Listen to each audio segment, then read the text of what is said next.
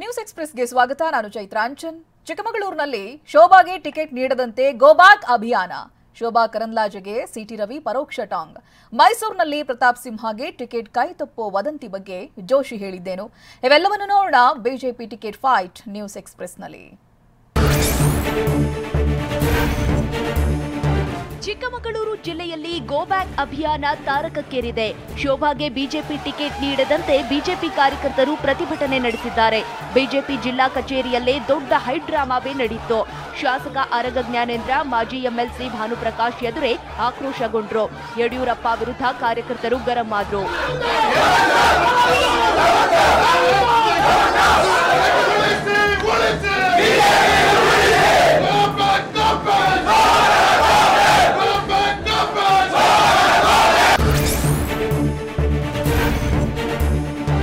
ಚಿಕ್ಕಮಗಳೂರಿನಲ್ಲಿ go back ಶೋಭಕ್ಕ poster war ತಾರಕಕ್ಕೇರಿದೆ. ಕೇಂದ್ರ ಸಚಿವೆ ಶೋಭಾ ಕರಂದ್ಲಾಜೆ ವಿರುದ್ಧ ಬಿಜೆಪಿ ಕಾರ್ಯಕರ್ತರು ಪೋಸ್ಟರ್ ಅಭಿಯಾನ ನಡೆಸುತ್ತಿದ್ದಾರೆ.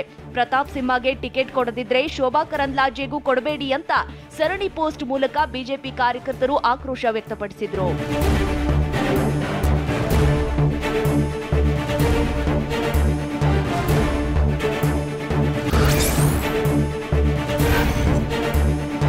ಚಿಕ್ಕಮಗಳೂರಿನಿಂದ ಶೋಭಾ ಕರಂದ್ಲಾಜೆ ಟಿಕೆಟ್ ವಿಚಾರದಲ್ಲಿ ಬಿಜೆಪಿ ಕಾರ್ಯಕರ್ತರು ಯಡಿಯೂರಪ್ಪಗೂ ಪ್ರಶ್ನಿಸಿದ್ದಾರೆ. ಯಡಿಯೂರಪ್ಪನವರೇ, ಕಾರ್ಯಕರ್ತರಿಗಿಂತ ನಿಮಗೆ ಶೋಭಾ ಮುಖ್ಯನಾ? ಉಡುಪಿ ಚಿಕ್ಕಮಗಳೂರಿನಲ್ಲಿ ಶೋಭಾರನ್ನ ಸೋಲಿಸುವುದು ಮುಖ್ಯ ಅಂತ ಆಕ್ರೋಶ ವ್ಯಕ್ತಪಡಿಸಿದ್ರು.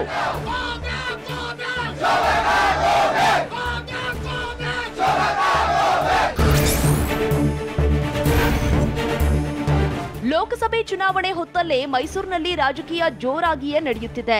ಟಿಕೆಟ್ ಮಿಸ್ ವದಂತಿ ಬೆನ್ನಲ್ಲೇ ಪ್ರತಾಪ್ ಸಿಂಹ ಪರ ಸೋಷಿಯಲ್ ಮೀಡಿಯಾದಲ್ಲಿ ಕ್ಯಾಂಪೇನ್ ನಡೆಯುತ್ತಿದೆ. ಟಿಕೆಟ್ ಕೊಡದಿದ್ರೆ ಹೋರಾಟ ಮಾಡೋ ಎಚ್ಚರಿಕೆ ಕೊಟ್ಟಿದ್ದಾರೆ. ನಮ್ಮ ಬೆಂಬಲ ಪ್ರತಾಪ್ ಸಿಂಹಗೆ ಅಂತ ಅಭಿಮಾನಿಗಳು ಕ್ಯಾಂಪೇನ್ ಮಾಡ್ತಿದ್ದಾರೆ.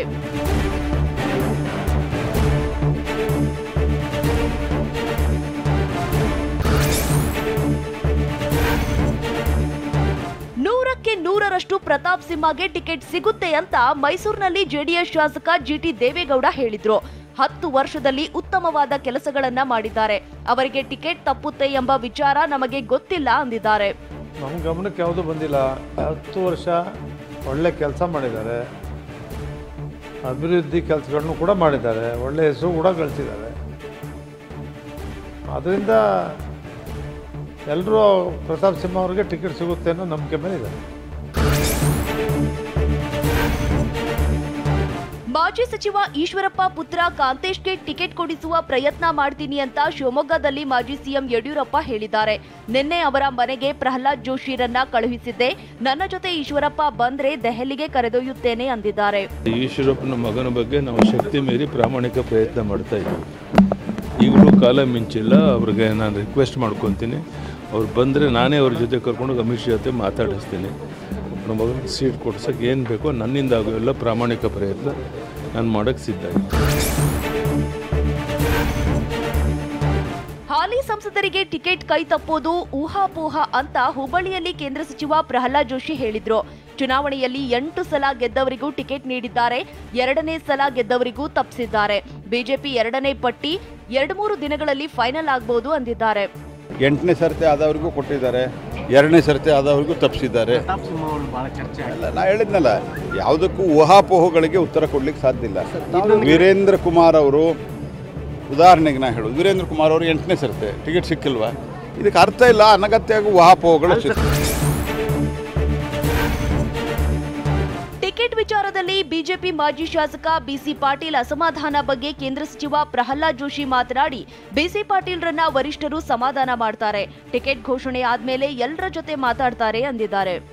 ಅವು ಎಲ್ಲವನ್ನೂ ಸಹಿತ ನಮ್ಮ ರಾಷ್ಟ್ರೀಯ ನಾಯಕರು ಸೂಕ್ತವಾಗಿ ಎಲ್ಲರಿಗೂ ಏನು ಮಾತಾಡಬೇಕು, ಒಂದು ಸರ್ತಿ ಫೈನಲ್ ತೀರ್ಮಾನ ಆದ ನಂತರ ಎಲ್ಲರಿಗೂ ಮಾತಾಡಿ ಸಮಾಧಾನ ಪಡಿಸುವಂಥ ವ್ಯವಸ್ಥೆ ನಮ್ಮ ಪಕ್ಷದಲ್ಲಿದೆ. ಅದನ್ನು ನಾವು ಮಾಡ್ತೀವಿ. ನಮ್ಮ ವೈಮನಸ್ಸು ದೇಶಕ್ಕೆ ಆಪತ್ತು ತರಬಾರದು, ಯಾರೇ ಅಭ್ಯರ್ಥಿ ಆದ್ರೂ ಕೆಲಸ ಮಾಡಬೇಕು ಅಂತ ಚಿಕ್ಕಮಗಳೂರಿನಲ್ಲಿ ಮಾಜಿ ಶಾಸಕ ಸಿಟಿ ರವಿ ಹೇಳಿದ್ದಾರೆ.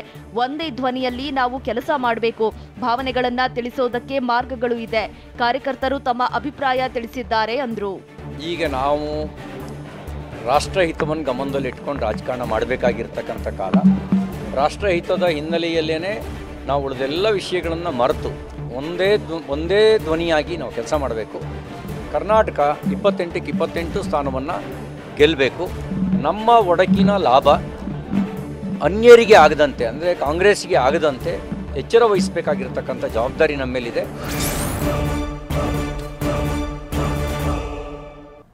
ನಮ್ಮ ಒಡಕಿನ ಲಾಭ ಕಾಂಗ್ರೆಸ್ಗೆ ಆಗಬಾರದು ಎಂದ ಸಿಟಿ ರವಿ. ಬಿಜೆಪಿ ಜೆಡಿಎಸ್ನಂತ ಮೂರ್ಖರು ಯಾರೂ ಇಲ್ಲ ಅಂತ ಗುಡುಗಿದ ಸಿಎಂ.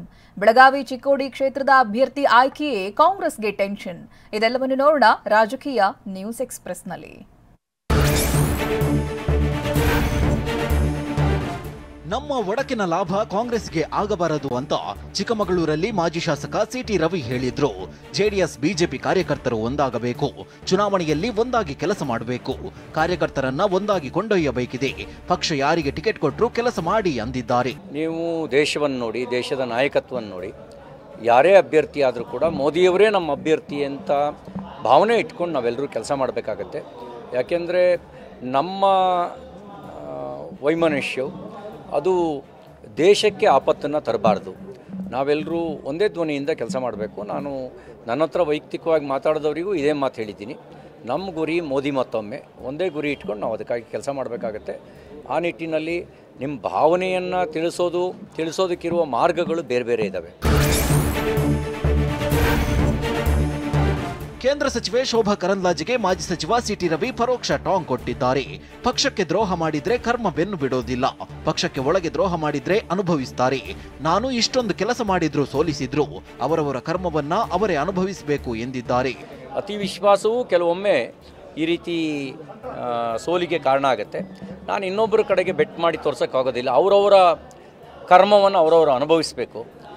ನಾನು ಇನ್ನೊಬ್ಬರ ಕಡೆಗೆ ಬೆಟ್ ಮಾಡಿ ತೋರ್ಸೋಕ್ಕೆ ಹೋಗೋದಿಲ್ಲ.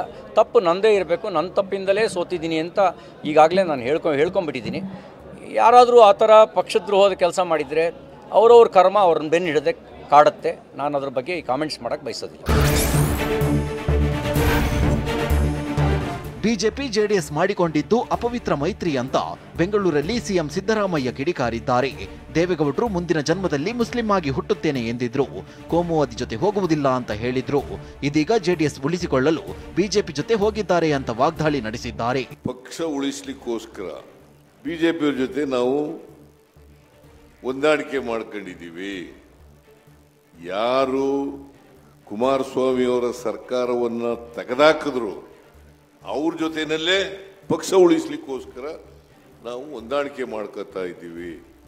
ದೇವೇಗೌಡರು ಮತ್ತು ಅವರ ಕುಟುಂಬದವರ ರಾಜಕೀಯ ಉಳಿವಿಗೋಸ್ಕರವಾಗಿ ಅವ್ರು ಏನು ಬೇಕಾದ್ರೂ ತೀರ್ಮಾನ ತಗೋತಾರೆ. ಅವ್ರು ಏನು ಅಂದ್ಕೊಂಡಿದ್ದಾರೆ ಅಂತಂದರೆ, ನಾವು ಏನೇ ತೀರ್ಮಾನ ಮಾಡಿದ್ರು ಕೂಡ ನಮ್ಮನ್ನು ಜನ ಫಾಲೋ ಮಾಡ್ತಾರೆ, ಬ್ಲೈಂಡಾಗಿ ಫಾಲೋ ಮಾಡ್ತಾರೆ ಅಂತಕ್ಕಂಥ ಭಾವನೆ ಇದೆ.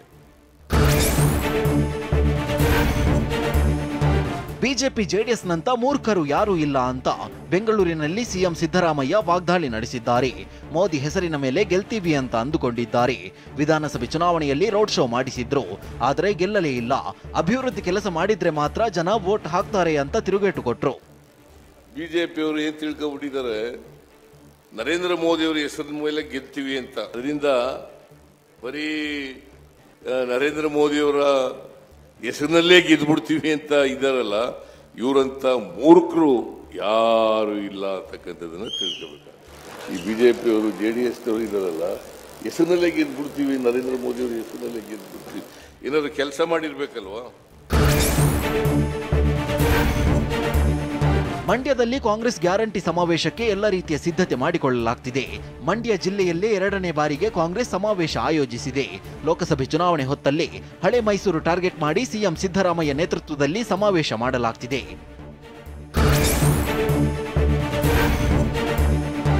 ಮೊನ್ನೆ ದೆಹಲಿಯಲ್ಲಿ ನಡೆದ ಕಾಂಗ್ರೆಸ್ ಚುನಾವಣಾ ಸಮಿತಿ ಸಭೆಯಲ್ಲಿ ಕರ್ನಾಟಕದ 14 ಕ್ಷೇತ್ರಗಳ ಬಗ್ಗೆ ಚರ್ಚೆಯಾಗಿತ್ತು. ಆದರೆ ಫೈನಲ್ ಆಗಿದ್ದು ಮಾತ್ರ ಪೈಪೋಟಿ ಇಲ್ಲದಿರೋ 7 ಕ್ಷೇತ್ರಗಳು.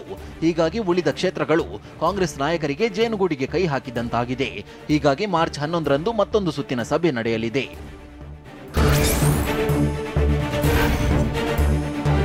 ಬೆಂಗಳೂರಿನ 4 ಕ್ಷೇತ್ರಗಳನ್ನ ಟಾರ್ಗೆಟ್ ಮಾಡಿರೋ ಬಿಜೆಪಿಗೆ ಕೌಂಟರ್ ಕೊಡಲು ಕಾಂಗ್ರೆಸ್ ಪ್ಲಾನ್ ಮಾಡುತ್ತಿದೆ.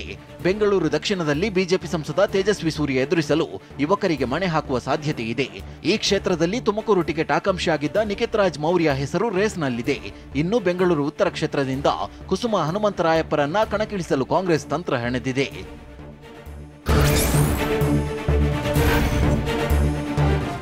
ಏಳು ಕ್ಷೇತ್ರ ಹೊರತುಪಡಿಸಿ ಘೋಷಣೆಯಾಗದೆ ಉಳಿದಿರೋ ಕ್ಷೇತ್ರಗಳಲ್ಲಿ ಸ್ಥಳೀಯ ನಾಯಕರ ನಡುವೆ ದೊಡ್ಡ ಪೈಪೋಟಿಯೇ ನಡೆಯುತ್ತಿದೆ. ಬೆಳಗಾವಿ ಚಿಕ್ಕೋಡಿ ಕ್ಷೇತ್ರದ ಅಭ್ಯರ್ಥಿ ಆಯ್ಕೆಯೇ ಕಾಂಗ್ರೆಸ್ಗೆ ಟೆನ್ಷನ್ ಆಗಿದೆ. ಬೆಳಗಾವಿಯಲ್ಲಿ ಲಕ್ಷ್ಮೀ ಹೆಬ್ಬಾಳ್ಕರ್ ಪುತ್ರ ಮೃಣಾಲ್ಗೆ ಟಿಕೆಟ್ ಕೊಡಿಸಲು ಲಾಬಿ ಮಾಡ್ತಿದ್ದಾರೆ. ಆದರೆ ಬಿಜೆಪಿಯಿಂದ ಕರೆತಂದಿರುವ ಗಿರೀಶ್ ಸೋನ್ವಾಲ್ಕರ್ಗೆ ಟಿಕೆಟ್ ಕೊಡಿಸಲು ಸತೀಶ್ ಜಾರಕಿಹೊಳಿ ಯತ್ನಿಸಿದ್ದಾರೆ.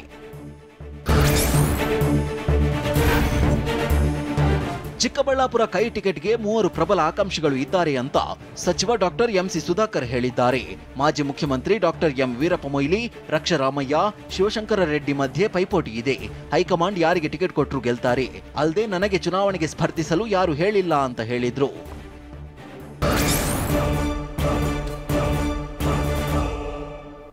ಏನು ಮಾಡದೇ ಇದ್ರು ಅವರು ಮಣ್ಣಿನ ಮಕ್ಕಳ ಅಂತ ಸಿಎಂ ಗುಡುಗು. ಕಾಂಗ್ರೆಸ್ ಗ್ಯಾರಂಟಿ ಸಮಾವೇಶಕ್ಕೆ ಕುಮಾರಸ್ವಾಮಿ ತಿರುಗೇಟು, ಬಿಜೆಪಿಗೆ ಮಾನ ಮರ್ಯಾದೆ ಇಲ್ಲ ಎಂದ ಡಿಕೆಗೆ ಅಶೋಕ್ ಟಾಂಗ್.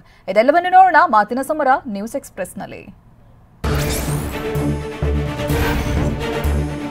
ಜೆಡಿಎಸ್ ನಾಯಕರ ವಿರುದ್ಧ ಸಿಎಂ ಸಿದ್ದರಾಮಯ್ಯ ವ್ಯಂಗ್ಯವಾಡಿದ್ದಾರೆ. ಮೈ ಶುಗರ್ ಕಾರ್ಖಾನೆ ನಷ್ಟದಲ್ಲಿ ಇದೆ ಅಂತ ಚಲುವರಾಯಸ್ವಾಮಿ ಹೇಳಿದ್ರು. ಕೂಡಲೇ 50 ಕೋಟಿ ಬಿಡುಗಡೆ ಮಾಡಿದೆ. ಅವರು 25 ಕೋಟಿ ಕೇಳಿದ್ರೆ ನಾನು 50 ಕೋಟಿ ನೀಡಿದೆ. ಹೊಸ ಕಾರ್ಖಾನೆ ಮಾಡಲು ಘೋಷಣೆ ಮಾಡಿದ್ದೇನೆ. ಮಣ್ಣಿನ ಮಕ್ಕಳು ಇದೆಲ್ಲ ಮಾಡಿದ್ರಾ? ಏನು ಮಾಡದೆ ಇದ್ರೂ ಕೂಡ ಅವರು ಮಣ್ಣಿನ ಮಕ್ಕಳು ಅಂತ ಜೆಡಿಎಸ್ ನಾಯಕರಿಗೆ ಟಾಂಗ್ ಕೊಟ್ರು.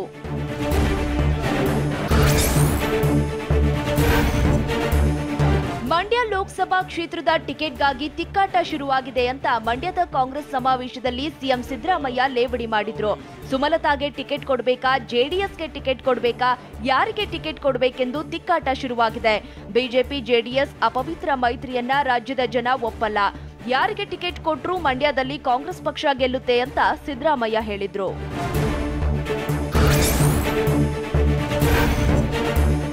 ಕಳೆದ ಚುನಾವಣೆಯಲ್ಲಿ ಸುಮಲತಾ ಗೆದ್ದಿದ್ದು ನಮ್ಮ ವೋಟ್ನಿಂದ ಅಂತ ಮಂಡ್ಯ ಸಂಸದೆ ಸುಮಲತಾಗೆ ಸಿಎಂ ಸಿದ್ದರಾಮಯ್ಯ ಟಾಂಗ್ ಕೊಟ್ರು.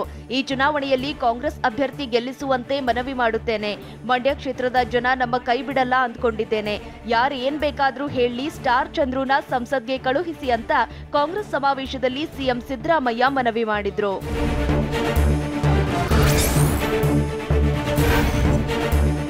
ಕಾಂಗ್ರೆಸ್ ಗ್ಯಾರಂಟಿ ಸಮಾವೇಶವನ್ನ ಮಾಜಿ ಸಿಎಂ ಕುಮಾರಸ್ವಾಮಿ ಕಾಲೆಳೆದಿದ್ದಾರೆ. ರಾಜ್ಯದ ಇತಿಹಾಸದಲ್ಲೇ ಕಂಡು ಕೇಳರಿಯದ ಬರವಿದೆ. ಜಲಕ್ಷಾಮ ಬಿಗಡಾಯಿಸಿದೆ.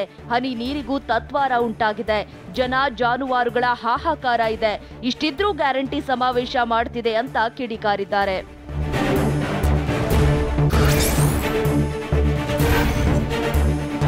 ಬೆಂಗಳೂರಿನಲ್ಲಿ ದಿನದಿಂದ ದಿನಕ್ಕೆ ನೀರಿಗಾಗಿ ಹಾಹಾಕಾರವೇ ಶುರುವಾಗಿದೆ. ಜನರು ನೀರು ಒದಗಿಸುವಂತೆ ಅಧಿಕಾರಿಗಳ ವಿರುದ್ಧ ಪ್ರತಿಭಟನೆ ನಡೆಸುತ್ತಿದ್ದಾರೆ.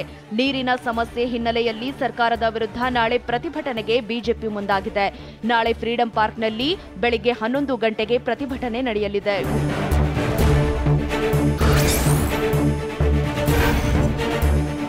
ನಾಳೆ ಸರ್ಕಾರದ ವಿರುದ್ಧ ಬಿಜೆಪಿ ನಾಯಕರ ಪ್ರತಿಭಟನೆಗೆ ಡಿಸಿಎಂ ಡಿಕೆ ಶಿವಕುಮಾರ್ ಕೆಂಡಾಮಂಡಲರಾಗಿದ್ದಾರೆ.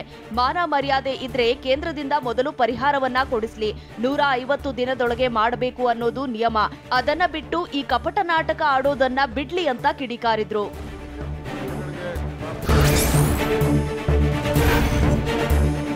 ಮಾನ ಮರ್ಯಾದೆ ಇಲ್ಲದಿರುವವರು ಯಾರು? ಡಿಕೆಶಿ ಅವರೇ ಅಂತ ಬೆಂಗಳೂರಿನಲ್ಲಿ ವಿಪಕ್ಷ ನಾಯಕ ಆರ್ ಅಶೋಕ್ ತಿರುಗೇಟು ಕೊಟ್ರು.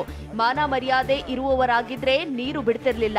ಮಾನ ಮರ್ಯಾದೆ ಇದ್ದಿದ್ರೆ ಕಾವೇರಿ ನೀರು ತಮಿಳುನಾಡಿಗೆ ನೀರು ಬಿಡ್ತಿರ್ಲಿಲ್ಲ ಅಂತ ಡಿಸಿಎಂ ಡಿಕೆ ಹೇಳಿಕೆಗೆ ಆರ್ ಅಶೋಕ್ ಕೌಂಟರ್ ಕೊಟ್ಟಿದ್ದಾರೆ.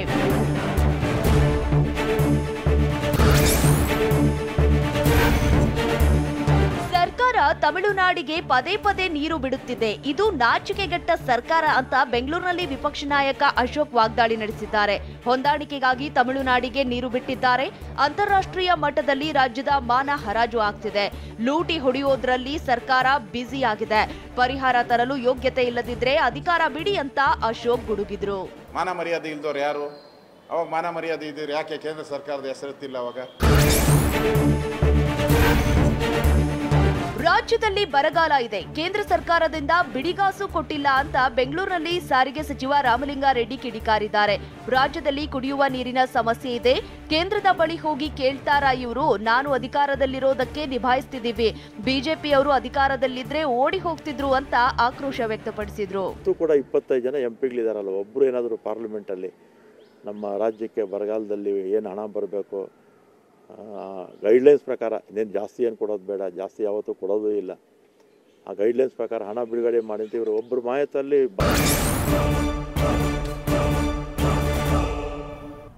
ಕಲಬುರಗಿಯಲ್ಲಿ ಬೆಂಕಿಯ ಅಟ್ಟಹಾಸಕ್ಕೆ ಅಗರಬತ್ತಿ ಫ್ಯಾಕ್ಟರಿ ಭಸ್ಮ, ಪ್ರೀತಿಸಲು ನಿರಾಕರಿಸಿದ ವಿದ್ಯಾರ್ಥಿನಿಯನ್ನ ಅಪಹರಿಸಿದ ಕಿರಾತಕ, ಶಿವರಾತ್ರಿ ಹಬ್ಬದಂದು ಚಿನ್ನದ ಕಿರೀಟದಲ್ಲಿ ಕಂಗೊಳಿಸಿದ ಮಾದಪ್ಪ. ಇದೆಲ್ಲವನ್ನು ನೋಡೋಣ ಕರ್ನಾಟಕ ನ್ಯೂಸ್ ಎಕ್ಸ್‌ಪ್ರೆಸ್ನಲ್ಲಿ.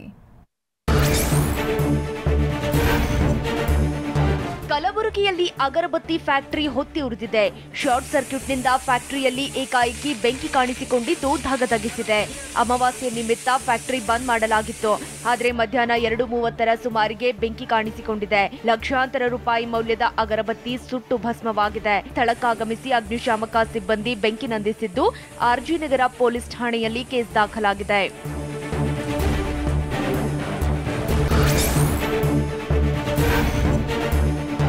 ಪ್ರೀತಿಸಲು ನಿರಾಕರಿಸಿದ ಬಿಎಡ್ ವಿದ್ಯಾರ್ಥಿನಿಯನ್ನ ಪಾಗಲ್ ಪ್ರೇಮಿ ಅಪಹರಿಸಿದ್ದಾನೆ. ಹಾವೇರಿಯ ಓಲ್ಡ್ ಪೋಸ್ಟ್ ಆಫೀಸ್ ಬಳಿ ವಿಷ್ಣು ತಗಡಿನ ಮನೆ ಎಂಬಾತ ವಿದ್ಯಾರ್ಥಿನಿಯನ್ನ ಕಿಡ್ನಾಪ್ ಮಾಡಿದ್ದ. ತಕ್ಷಣ ಹಾವೇರಿ ಪೊಲೀಸ್ ಠಾಣೆಗೆ ಯುವತಿ ಪೋಷಕರು ಮಾಹಿತಿ ನೀಡಿದ್ರು. ಪೊಲೀಸರು ತನ್ನ ಬೆನ್ನತ್ತಿರುವ ವಿಚಾರ ತಿಳಿದು ಯುವತಿಯನ್ನ ಮೋಟೆಬೆನ್ನೂರು ಬಳಿ ಬಿಟ್ಟು ಪರಾರಿಯಾಗಿದ್ದ. ಕೆಲವೇ ಗಂಟೆಗಳಲ್ಲಿ ವಿದ್ಯಾರ್ಥಿನಿಯನ್ನ ಪೊಲೀಸರು ರಕ್ಷಿಸಿದ್ರು.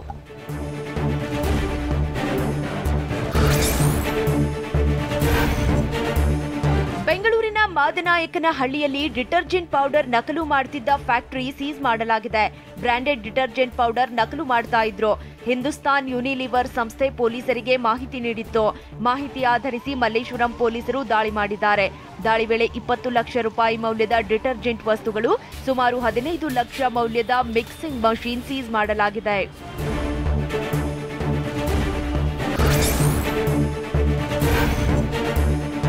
ಚಾಮರಾಜನಗರದಲ್ಲಿ ಮಹಾಶಿವರಾತ್ರಿ ಜಾತ್ರೆ ಹಿನ್ನೆಲೆ ಮಹದೇಶ್ವರನಿಗೆ ಚಿನ್ನದ ಕಿರೀಟ ಧಾರಣೆ ಮಾಡಲಾಗಿದೆ. ಬರೋಬ್ಬರಿ 85 ಲಕ್ಷ ರೂಪಾಯಿ ಮೌಲ್ಯದ 1 ಕೆಜಿ 369 ಗ್ರಾಂ ತೂಕದ ಚಿನ್ನದ ಕಿರೀಟ ತೊಡಿಸಲಾಗಿದೆ. ಇದೇ ಮೊದಲ ಬಾರಿಗೆ ಮಾದಪ್ಪನಿಗೆ ಚಿಕ್ಕ ಕಿರೀಟ ಧಾರಣೆ ಮಾಡಲಾಗಿದೆ. ಚಿನ್ನದ ಕಿರೀಟಧಾರಿ ಮಾದಪ್ಪನನ್ನ ಕಣ್ತುಂಬಿಕೊಳ್ಳಲು ಭಕ್ತರ ದಂಡೆ ಆಗಮಿಸುತ್ತಿದೆ.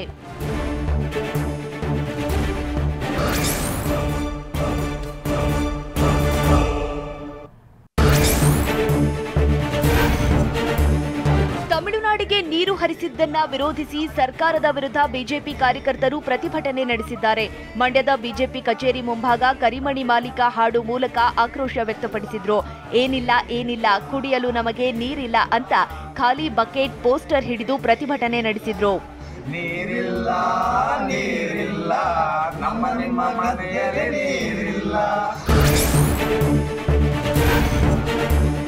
ಬಿಜೆಪಿ ಅವರಿಗೆ ಬುದ್ಧಿ ಭ್ರಮಣೆಯಾಗಿದೆ. ನಮಗೆ ಕುಡಿಯಲು ನೀರಿಲ್ಲ, ತಮಿಳುನಾಡಿಗೆ ಯಾಕೆ ಬಿಡೋಣ ಅಂತ ಡಿಸಿಎಂ ಡಿಕೆ ಶಿವಕುಮಾರ್ ಕಿಡಿಕಾರಿದ್ದಾರೆ. ಬಿಜೆಪಿಯವರು ಮೊದಲು ಮೇಕೆದಾಟುಗೆ ಅನುಮತಿ ಕೊಡಿಸಲಿ, ತಾನು ಮಾಡಿದ ತಪ್ಪು ಮುಚ್ಚಿಕೊಳ್ಳಲು ಬಿಜೆಪಿ ಈ ರೀತಿ ಮಾಡ್ತಿದ್ದಾರೆ ಅಂತ ಕಿಡಿಕಾರಿದ್ರು. ಬಿಜೆಪಿ ಅವ್ರಿಗೆ ಮೆಂಟಲ್ ಬ್ಯಾಲೆನ್ಸ್ ಕಳ್ಕೊಬಿಟ್ಟಿದ್ದಾರೆ, ಬುದ್ಧಿ ಭ್ರಮಣೆ ಆಗ್ಬಿಟ್ಟಿದೆ. ನಮಗೆ ಕುಡಿಯಕ್ಕೆ ನೀರಿಲ್ಲ, ನಾವ್ಯಾಕೆ ತಮಿಳ್ನಾಡು ಬಿಡಕ್ಕೆ ಹೋಗೋಣ? ಇನ್ನು ಶಿವಾಗೆ ಅದು ತುಂಬಬೇಕಾದ್ರೆ ನೀರು ಬರ್ಬೇಕಾದ್ರೆ ಇನ್ನು 2 ಅಡಿ ಮೇಲೆ ಕಡೆ ಬರಬೇಕು. ನಾನೆಲ್ಲ ಏನೋ ಗಾಬರಿ ಆಗ್ಬಿಟ್ಟು ನಾನೆಲ್ಲ ಎನ್ಕ್ವೈರಿ ಮಾಡಿ ಕಂಪ್ಲೀಟ್ ಎಲ್ಲ ತೆಗೆದು ಲಾಗ್ ಬುಕ್ ಮತ್ತೊಂದೆಲ್ಲ ನೋಡಿದ್ದೀನಿ, ಎಲ್ಲೂ ಇಲ್ಲ. ಮೋದಿ ಟೂರ್ ಹೊಡೆದ್ಮೇಲೆ ಚುನಾವಣೆ ಘೋಷಣೆ ಅಂತ ಬೆಂಗಳೂರಿನಲ್ಲಿ ಸಚಿವ ರಾಮಲಿಂಗಾರೆಡ್ಡಿ ಲೇವಡಿ ಮಾಡಿದ್ದಾರೆ. ಟೂರ್ ಹೊಡೆದ್ಮೇಲೆ ಎಲೆಕ್ಷನ್ ಡಿಕ್ಲೇರ್ ಮಾಡ್ತಾರೆ. ಚುನಾವಣಾ ಆಯೋಗ ಕೂಡ ಅದೇ ರೀತಿಯಾಗಿದೆ. ನಾವಾದ್ರೂ 7 ಅಭ್ಯರ್ಥಿಗಳನ್ನ ಘೋಷಿಸಿದ್ದೇವೆ, ಅವರು ಇನ್ನೂ ಒಬ್ಬರಿಗೂ ಟಿಕೆಟ್ ಘೋಷಿಸಿಲ್ಲ ಅಂತ ಕಿಡಿಕಾರಿದ್ರು. ಈಗ ನರೇಂದ್ರ ಮೋದಿ ಅವರು ಎಲ್ಲ ಟೂರ್ ಹೊಡಿಬೇಕಲ್ಲ, ಅವರು ಟೂರ್ ಹೊಡೆದ್ಮೇಲೆ ಅವ್ರು ಡಿಕ್ಲೇರ್ ಮಾಡಿ ಅಂದ್ಮೇಲೆ ಮಾಡ್ತಾರೆ. ನಮ್ಮ ದೇಶದಲ್ಲಿ ಎಲೆಕ್ಷನ್ ಕಮಿಷನ್ನು ಕೂಡ ಈ ರೀತಿ ಆಗೋಗಿದೆ. ಬಿಜೆಪಿ ಇನ್ನೂ ಬಿಡುಗಡೆ ಮಾಡಿಲ್ಲ, ನಾವಾದರೂ 8 ಸೀಟ್ ಬಿಡುಗಡೆ ಮಾಡಿದ್ದೀವಿ.